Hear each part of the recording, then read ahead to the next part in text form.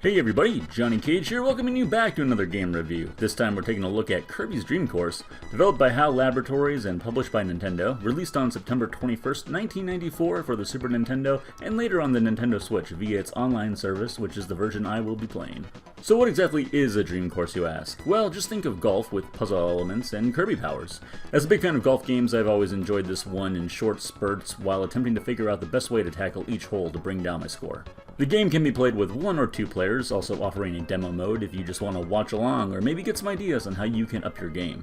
From there you'll create a new profile or select an already existing one, or erasing any outdated members if needed. You can also view the rankings for each course, displaying the score, designated class, and round of each one.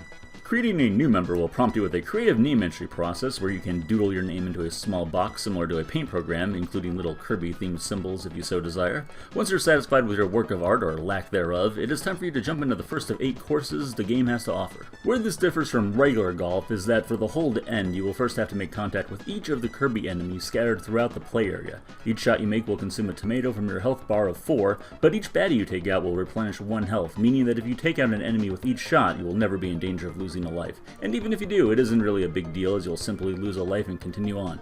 However, if you happen to lose all of your lives, you will need to start the entire 8-hole course from the start, forcing you to take precaution with your shots and driving you to master each course before you can move on to the next. At first, these holes will be simple enough, with relatively small play areas and a straightforward path to finish the hole, but as you continue, the path will become a bit more muddled and will rely more so on the player picking up a power from one of the enemies to utilize to optimize the amount of shots needed for you to proceed to the next. While these powers are fun and certainly add to the Kirby theme of the game, they also add a heightened level of difficulty, and by the time you got to around course 3, I felt like it had taken a huge step up from the previous course, possibly even to the extent that it would put players off of the game. But that's alright, because this game really shines in its 2-player mode. In this mode, you will start by selecting a course of the 4 available, each offering their own gimmick and increasing in difficulty from left to right. Next, you roll a dice to determine who will go first, as well as adjusting the handicap by making your shot power, guide length, and marker speed easier or harder to manage. An especially welcome feature that makes the game much more manageable for new players, especially playing with someone more experienced. But we'll dive deeper into this when we get to the controls of the game. Now it is time to begin the game proper, in much the same fashion as the single player mode, getting tomatoes for taking out enemies and getting powers to use, but with one big difference. Instead of being scored by number of shots taken to get in the hole, you'll be scored based on how many stars you get by taking out the foes on the board. And in this version, while you do have a health bar, you aren't eliminated if you die, but rather have to sit out a round. Where the true strategy of the 2-player mode shows itself is in the stealing of stars from the other player.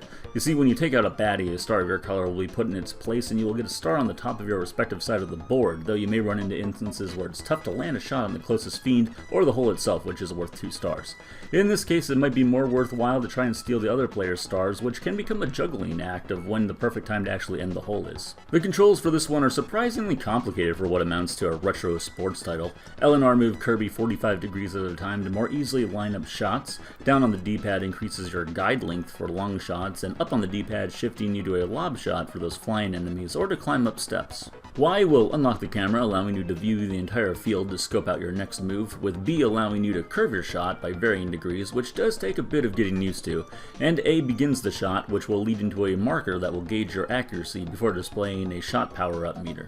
While these controls do act as a bit of a barrier to truly enjoying the game, at least you don't have to account for any sort of margin of error, such as in traditional golf games where you would have to account for the wind on a drive or the angle of the green on a putt. The trajectory here is quite dead on and will always land where the marker indicates if you fire your shot at full power, which can on occasion lead to some very satisfying chip-ins or holes in one. This game has the look of transitioning Kirby generations, with at times very vibrant colors with some eye-catching backgrounds, but also offering the more muted pastels the series would become known for in Dreamland 3 and Kirby 64. The sprite work is nicely done, but could use a few more frames of animation. Still though, a nice effort representative of a flagship Nintendo franchise.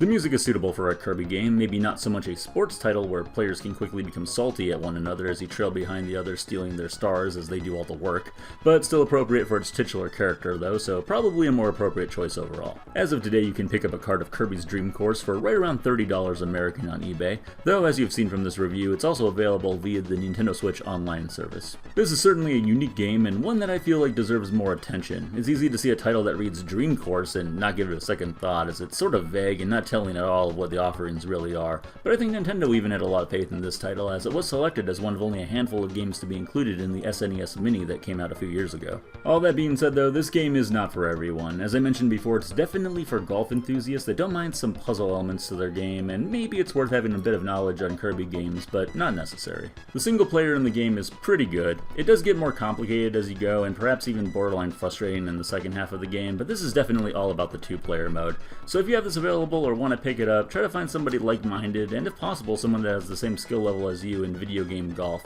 and go ahead and make a night of it. I doubt you'll be disappointed. I'm going to go ahead and give Kirby's Dream Course a ball-bouncing 7.5 out of 10. Perhaps one of the most fun and competitive two-player games on the Super Nintendo, and maybe even one of Kirby's best outings. So if this looks appealing to you and you have the right person to enjoy it with, go ahead and give it a chance. Thank you everyone for watching, and if you would like to stay posted on new game reviews as I upload them, please click the subscribe button, as well as checking out the link in the description below for my Twitch channel where I stream most days. I'll talk to you all later on.